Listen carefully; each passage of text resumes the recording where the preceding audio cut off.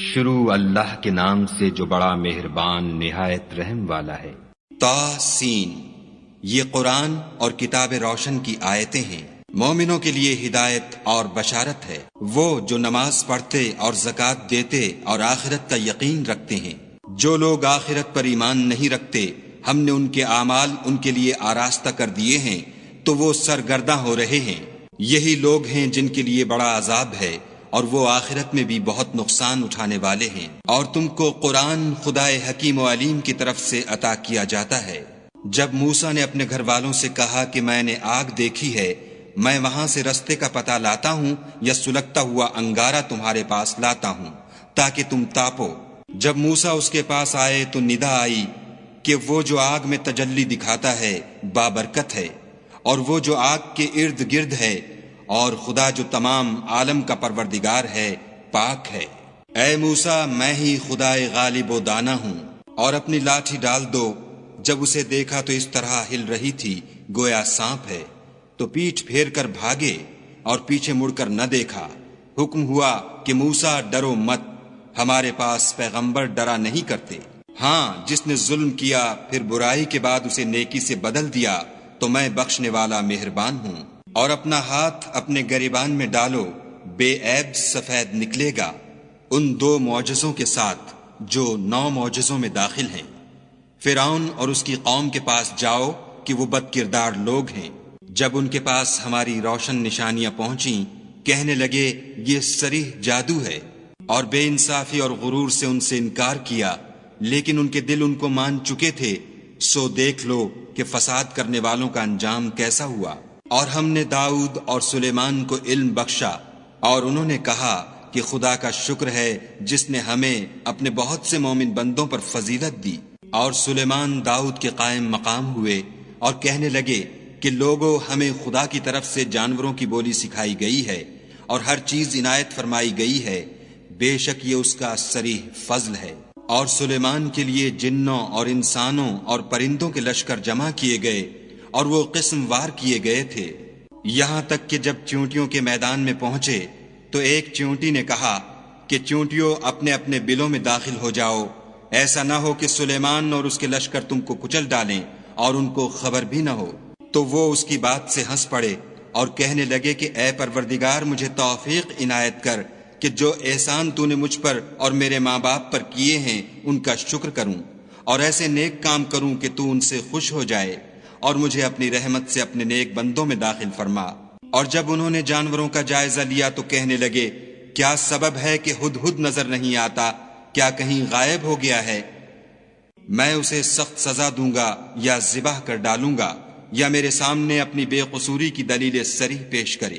ابھی تھوڑی ہی دیر ہوئی تھی کہ ہدہد موجود ہوا اور کہنے لگا کہ مجھے ایک ایسی چیز معلوم ہوئی ہے جس کی آپ کو خبر نہیں، اور میں آپ کے پاس شہر سبا سے ایک یقینی خبر لے کر آیا ہوں۔ میں نے ایک عورت دیکھی کہ ان لوگوں پر بادشاہت کرتی ہے اور ہر چیز اسے میسر ہے، اور اس کا ایک بڑا تخت ہے۔ میں نے دیکھا کہ وہ اور اس کی قوم خدا کو چھوڑ کر آفتاب کو سجدہ کرتے ہیں، اور شیطان نے ان کے اعمال انہیں آراستہ کر دکھائے ہیں اور ان کو رستے سے روک رکھا ہے، پس وہ رستے پر نہیں آتے اور نہیں سمجھتے کہ خدا کو جو آسمانوں اور زمین میں چھپی چیزوں کو ظاہر کر دیتا اور تمہارے پوشیدہ اور ظاہر اعمال کو جانتا ہے، کیوں سجدہ نہ کریں۔ خدا کے سوا کوئی عبادت کے لائق نہیں، وہی عرش عظیم کا مالک ہے۔ سلیمان نے کہا اچھا، ہم دیکھیں گے تو نے سچ کہا ہے یا تو جھوٹا ہے۔ یہ میرا خط لے جا اور اسے ان کی طرف ڈال دے، پھر ان کے پاس سے پھر آ اور دیکھ کہ وہ کیا جواب دیتے ہیں۔ ملکہ نے کہا کہ دربار والوں، میری طرف ایک نامہ گرامی ڈالا گیا ہے، وہ سلیمان کی طرف سے ہے، اور مضمون یہ ہے کہ شروع خدا کا نام لے کر جو بڑا مہربان نہایت رحم والا ہے۔ بعد اس کے یہ کہ مجھ سے سرکشی نہ کرو اور مطیع و منقاد ہو کر میرے پاس چلے آؤ۔ خط سنا کر کہنے لگی کہ اے اہل دربار، میرے اس معاملے میں مجھے مشورہ دو، جب تک تم حاضر نہ ہو اور صلاح نہ دو میں کسی کام کو فیصل کرنے والی نہیں۔ وہ بولے کہ ہم بڑے زور آور اور سخت جنگجو ہیں، اور حکم آپ کے اختیار ہے، تو جو حکم دیجیے گا اس کے معال پر نظر کر لیجیے گا۔ اس نے کہا کہ بادشاہ جب کسی شہر میں داخل ہوتے ہیں تو اس کو تباہ کر دیتے ہیں اور وہاں کے عزت والوں کو ذلیل کر دیا کرتے ہیں، اور اسی طرح یہ بھی کریں گے۔ اور میں ان کی طرف کچھ تحفہ بھیجتی ہوں اور دیکھتی ہوں کہ قاصد کیا جواب لاتے ہیں۔ جب قاصد سلیمان کے پاس پہنچا تو سلیمان نے کہا، کیا تم مجھے مال سے مدد دینا چاہتے ہو؟ جو کچھ خدا نے مجھے عطا فرمایا ہے وہ اس سے بہتر ہے جو تمہیں دیا ہے۔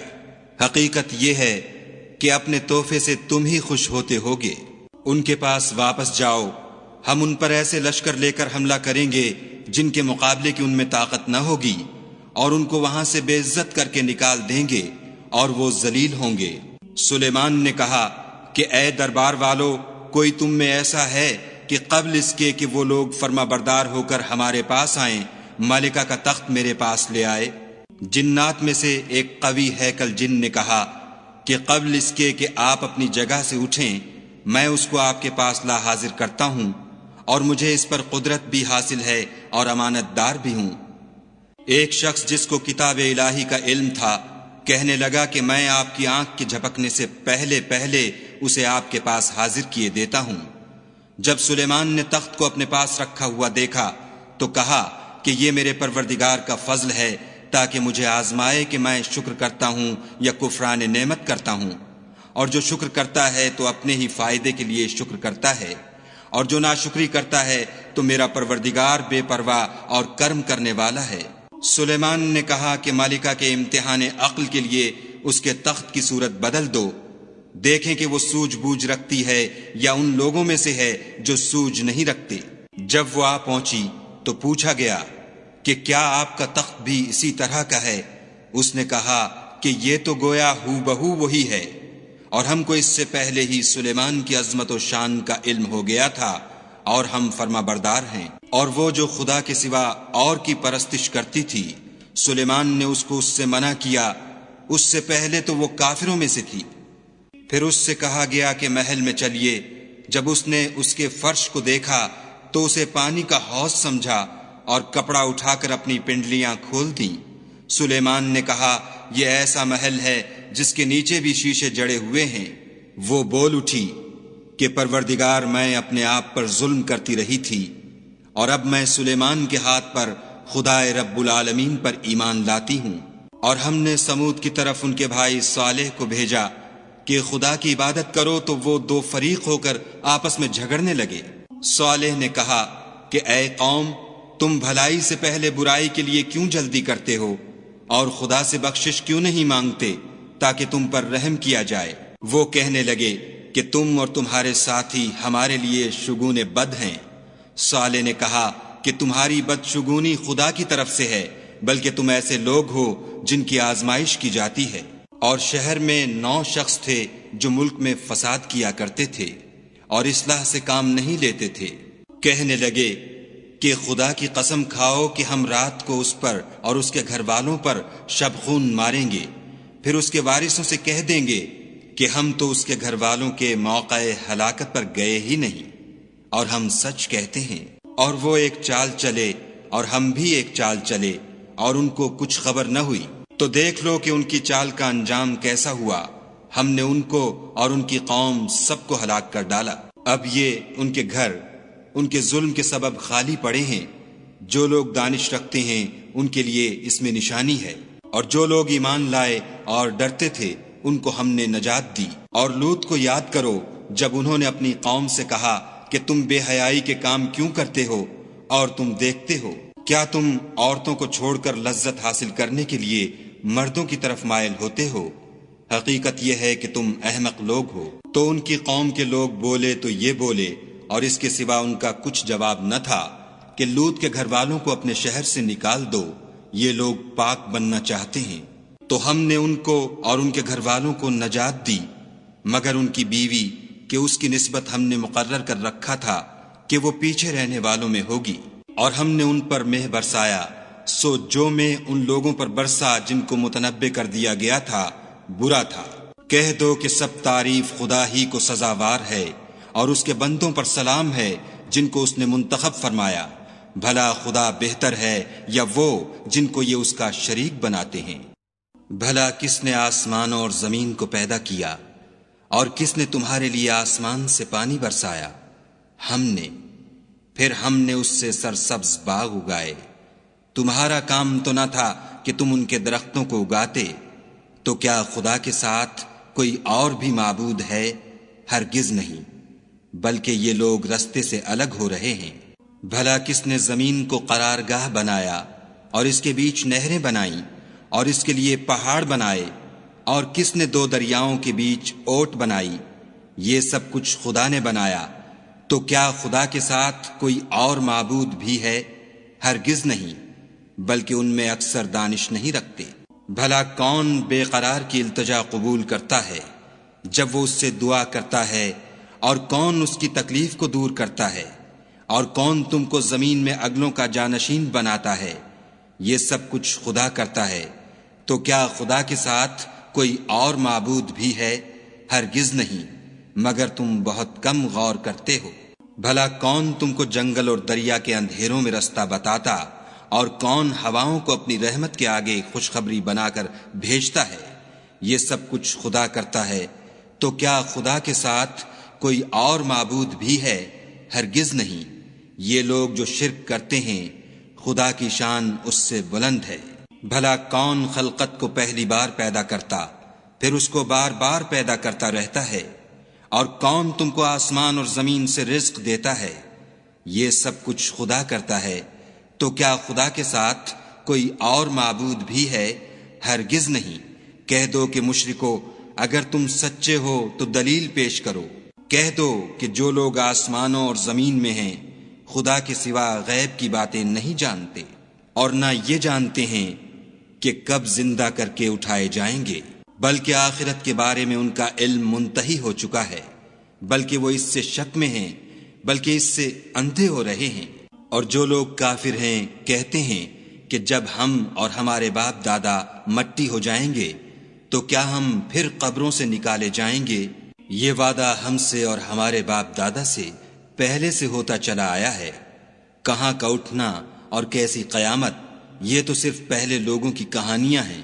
کہہ دو کہ ملک میں چلو پھرو، پھر دیکھو کہ گناہ گاروں کا انجام کیا ہوا، اور ان کے حال پر غم نہ کرنا، اور نہ ان چالوں سے جو یہ کر رہے ہیں تنگ دل ہونا، اور کہتے ہیں کہ اگر تم سچے ہو تو یہ وعدہ کب پورا ہوگا؟ کہہ دو کہ جس عذاب کے لیے تم جلدی کر رہے ہو شاید اس میں سے کچھ تمہارے نزدیک آ پہنچا ہو، اور تمہارا پروردگار تو لوگوں پر فضل کرنے والا ہے، لیکن ان میں سے اکثر شکر نہیں کرتے۔ اور جو باتیں ان کے سینوں میں پوشیدہ ہوتی ہیں اور جو کام وہ ظاہر کرتے ہیں، تمہارا پروردگار ان سب کو جانتا ہے۔ اور آسمانوں اور زمین میں کوئی پوشیدہ چیز نہیں ہے مگر وہ کتاب روشن میں لکھی ہوئی ہے۔ بے شک یہ قرآن بنی اسرائیل کے سامنے اکثر باتیں جن میں وہ اختلاف کرتے ہیں بیان کر دیتا ہے، اور بے شک یہ مومنوں کے لیے ہدایت اور رحمت ہے۔ تمہارا پروردگار قیامت کے روز ان میں اپنے حکم سے فیصلہ کر دے گا، اور وہ غالب اور علم والا ہے۔ تو خدا پر بھروسہ رکھو، تم تو حق صریح پر ہو۔ کچھ شک نہیں کہ تم مردوں کو بات نہیں سنا سکتے، اور نہ بہروں کو جبکہ وہ پیٹھ پھیر کر پھر جائیں آواز سنا سکتے ہو، اور نہ اندھوں کو گمراہی سے نکال کر رستہ دکھا سکتے ہو۔